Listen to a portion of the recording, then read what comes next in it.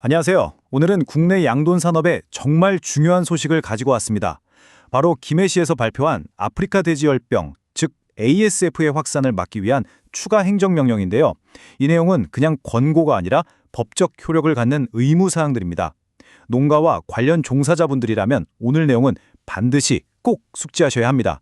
지금부터 그 핵심만 쏙쏙 짚어보겠습니다. 자, 오늘 우리가 살펴볼 내용의 근거가 바로 이겁니다. 김해시 공고 제2026-6825. 2020년 2월 6일 김해시장 명의로 공고된 이 문서는요, 단순한 안내문이 아니라 우리 모두가 따라야 할 법적 구속력을 지닌 공식 명령이라는 점 먼저 기억해 주세요. 이 공고의 목적 아주 명확하고 단호합니다. 딱 하나죠. 바로 아프리카 돼지열병 ASF의 철저한 방역입니다. 이 질병이 우리 양돈 산업에 미치는 파급력을 생각하면 이 한 줄의 목적이 얼마나 무겁게 다가오는지 아실 겁니다. 그렇다면 이 강력한 명령, 과연 누구에게 그리고 언제까지 적용되는 걸까요? 가장 기본적인 내용이죠. 이 적용 범위부터 확실하게 알아보겠습니다. 여기서 가장 먼저 주목해야 할 점은 바로 적용 대상입니다. 이게 김해시 공고라고 해서 김해시에만 해당되는 게 아니에요. 보시는 것처럼 전국의 모든 양돈 농장과 관련 종사자가 이 명령의 대상입니다. 그리고 적용 기간은 2026년 2월 6일부터 시작해서 별도의 해제 공고가 있을 때까지, 그러니까 상황이 안정될 때까지 쭉 계속됩니다. 사실상 무기한이라고 봐야겠죠? 자, 이제 본격적으로 공고의 핵심 내용으로 들어가 보겠습니다. 먼저 가장 강력한 조치인 행정명령인데요. 이 조항들은 위반 시에 징역이라 벌금 같은 형사처벌까지 받을 수 있는 그야말로 선택의 여지가 없는 절대적 의무사항들입니다. 첫 번째 행정명령들은 주로 외부 오염원, 특히 야생 멧돼지와의 연결고리를 끊는 데 초점이 맞춰져 있습니다. ASF가 발생한 지역의 풀사료를 돼지에게 주는 행위, 그리고 그 지역에 산에 들어가는 것 모두 금지됩니다. 또 야생동물과 접촉할 가능성이 있는 방목 사육도 전면 금지되고요. 모든 축산 차량은 농장에 들어가기 전에 반드시 거점 소독 시설을 거쳐야만 합니다.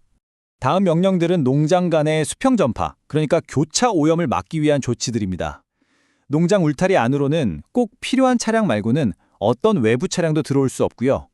특히 바이러스 전파 위험이 큰 분뇨 운반 차량은 시도를 넘나들 수 없습니다. 설령 같은 회사 소유의 농장이라도 장비를 서로 빌려주고 하는 건 절대 안 됩니다. 남은 음식물을 통한 전파 가능성도 차단하기 위해 농장 반입이 제한됩니다. 마지막 행정명령 그룹입니다. 돼지에게 의심 증상이 보이면 즉시 신고하는 것. 이건 기본 중에 기본이겠죠. 만약 농장에서 ASF가 확진되면 그 지역은 바로 권역으로 묶여서 특별관리에 들어가게 됩니다. 그리고 여기서 주목할 점은요, 불법 수입 축산물 같은 물건 반입 금지를 넘어서 농장 종사자들의 대면 모임까지 금지한다는 겁니다. 바이러스가 사람을 통해서도 얼마든지 옮겨질 수 있다는 걸 아주 심각하게 보고 있다는 뜻이겠죠.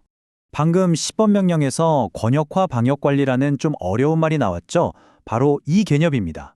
ASF 발생 농장을 중심으로 이렇게 방역지역이 설정되고요. 그 권역 안에서는 돼지나 분뇨 같은 것들의 이동 제한 조치가 내려지는 겁니다. 질병이 더 넓은 지역으로 퍼지는 걸 막는 아주 핵심적인 방어선이라고 할 수 있습니다. 자, 지금까지는 위반하면 형사처벌까지 가는 행정명령을 살펴봤고요. 이제부터는 두 번째 카테고리, 공고사항입니다. 이것도 당연히 지켜야 하는 의무사항인데 행정명령이랑은 위반했을 때의 처벌 수위에서 좀 차이가 있습니다. 어떤 내용들인지 한번 보시죠. 공고사항의 핵심 키워드는 통제와 기록이라고 보시면 돼요. 농장에 드나드는 모든 차량의 소독 필증을 꼼꼼하게 확인하고 보관해야 하고요. 차량 소독도 한 번이 아니라 2단계에 걸쳐서 더 철저하게 해야 합니다. 농장 안에서 공사를 할 때도 미리 신고해야 하고 방역이 취약한 부출입구는 아예 막아서 통제해야 합니다. 여기서 말하는 2단계 소독이란 바로 이겁니다. 차량이 농장에 들어올 때 먼저 고정식 소독기를 통과하고 그 다음에 사람이 직접 고압 분무기로 차량 바퀴나 하부처럼 기계가 놓칠 수 있는 부분까지 다시 한번 소독하는 이런 이중 절차를 거쳐야 한다는 의미입니다. 빈틈없는 방역을 위한 조치죠. 이어서 마지막 공고사항입니다. 축사 뒷문처럼 통제가 어려운 출입구는 사용하면 안 되고요. 들어오면 안 되는 차량을 들여보내는 행위도 당연히 금지됩니다. 그리고 여기서 또 하나 주목할 점이 있는데요. 이제는 방역의 범위가 돼지를 넘어서 환경과 사람으로까지 확대됐다는 겁니다. 농장 퇴비사는 물론이고 종사자 숙소까지 환경검사를 받아야 하고 모든 종사자의 정보를 관할 시군구에 제출해야 하는 의무가 새로 생겼습니다. 이렇게 지켜야 할 규정들이 많은데 만약에 이걸 안 지키면 어떻게 될까요? 이제 가장 현실적인 문제죠. 처벌 규정을 명확하게 짚어보겠습니다. 두 규정의 가장 큰 차이는 바로 처벌의 종류입니다. 딱 보시면 차이가 명확하죠. 왼쪽에 행정명령을 위반하면 이건 형사처벌 대상이 돼서 징역 또는 벌금형을 받을 수 있습니다. 반면에 공고사항을 위반하면 과태료가 부과되고요.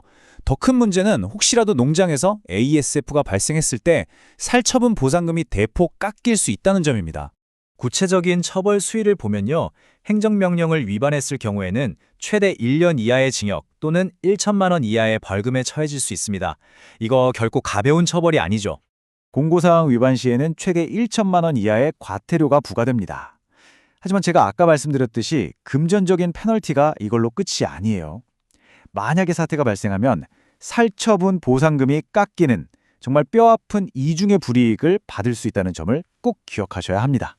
오늘 살펴본 내용에 대해 더 궁금한 점이 있으시면 화면에 보이는 김해시 축산과 가축 방역 담당팀으로 문의하시면 되겠습니다.